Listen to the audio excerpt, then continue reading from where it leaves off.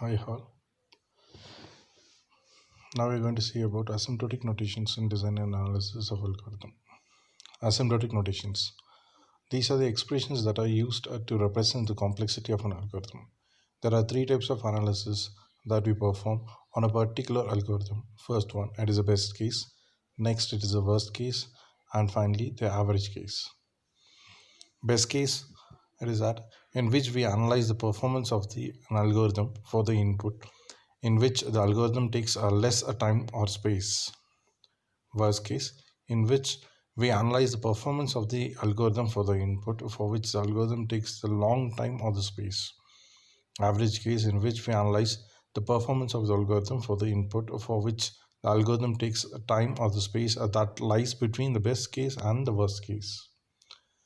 Now let's see one by one. Big O notation. Big O notation, it is specifically described as worst case scenario.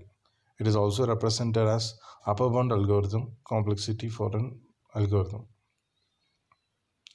This is the structure, how the graph that has been represented for the big O notations.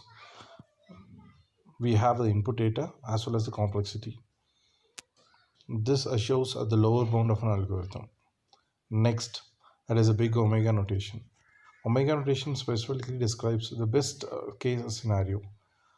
This represents the lower bound algorithm, lower bound or running time complexity of an algorithm. So if we represent the complexity of an algorithm in omega notation, it means that the algorithm cannot be completed in less time than this.